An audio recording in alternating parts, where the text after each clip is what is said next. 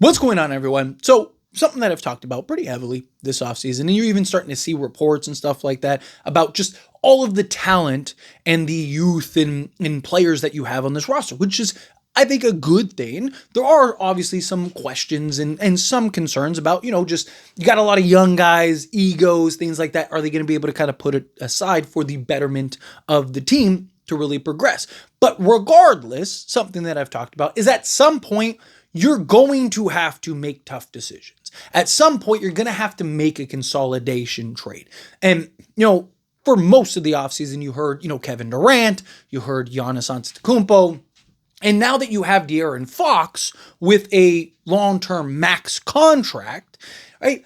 Talked about one of the problems of giving De'Aaron Fox that long-term max contract is you're now more in win-now mode. You don't have 3 years, 4 years to really kind of carve out and slowly build out this roster. Guys are going to start getting paid. Jeremy Sohan's going to be due a new contract as soon as next season, right? Then you're going to have to give Victor Wembanyama his extension. Then after that, it's Stephon Castle. Then after that, it's Carter Bryant and Dylan Harper, right? This team's going to get very expensive very fast. And at some point, probably going to have to get off of guys like Devin Vassell. You may even have to get off of one of, a Stephon Castle or a Dylan Harper or something like that if you really do keep De'Aaron Fox long term, right? De'Aaron Fox may end up being the guy if Dylan Harper comes out, but at some point, those three guys one of them may end up being the odd man out, and you may need to make a tough call or a tough decision.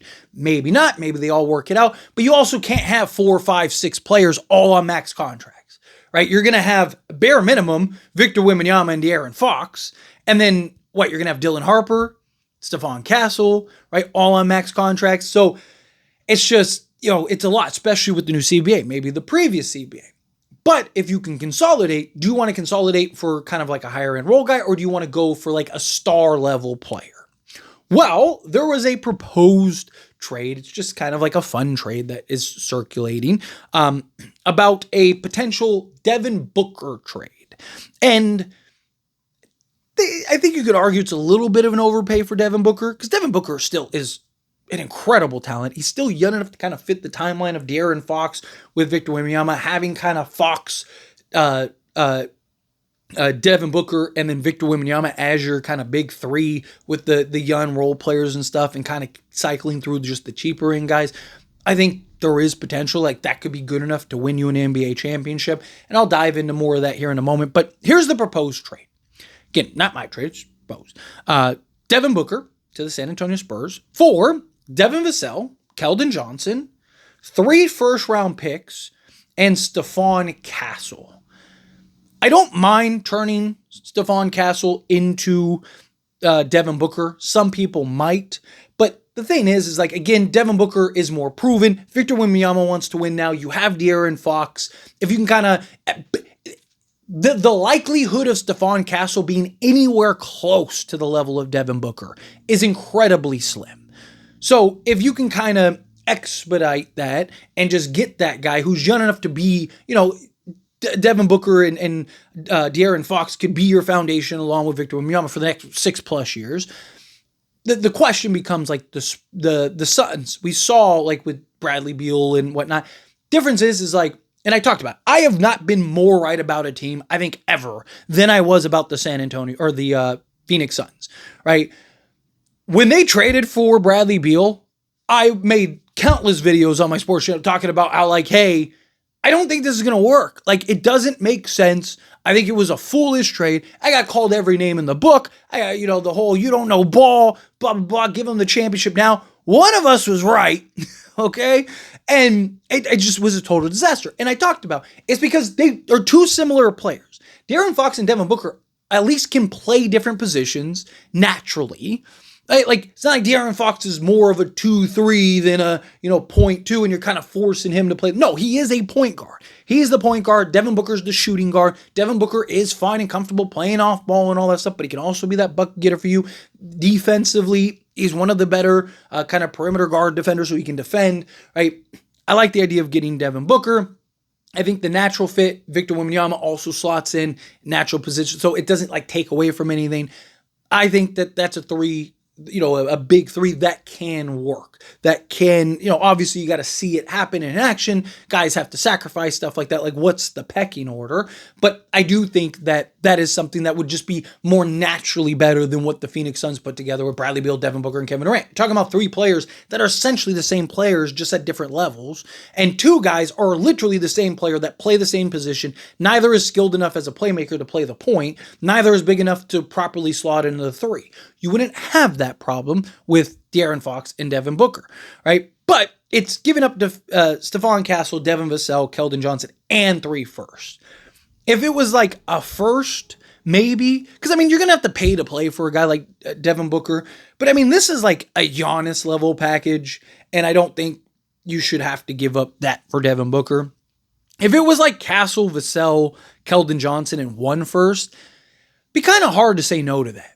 Right? Because now you're giving, like I said, you're giving Wemby his max.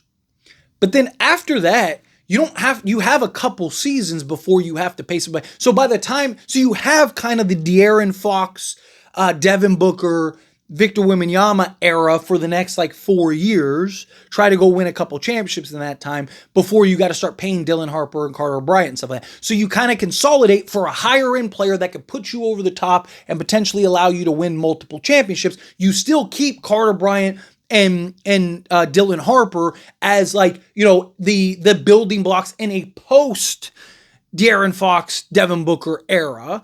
And now I just think you're better suited. And you still would have guys like Harrison Barnes that could fill in. So your starting 5 could be something like, I'd probably go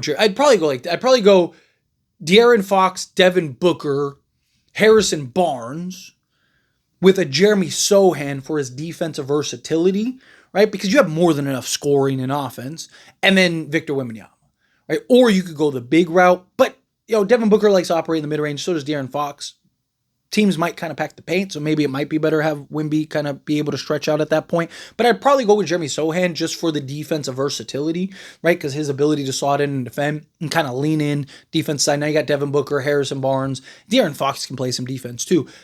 Victor Wembanyama and a Jeremy Sohan. So I just think you're a much better balanced. I think that's a team that can win an NBA championship.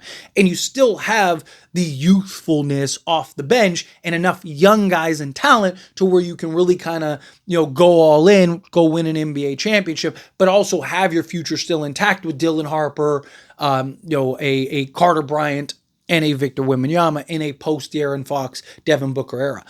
Again, I don't hate it. I think it's a little bit of an overpay. I don't think I'd give up 3 firsts in order to do that, make that move. But if you had to give up, like I said, a first, if it was that package with a first, maybe a first in a couple seconds or something like that, then sure, I probably wouldn't cut hairs that way. I don't hate it.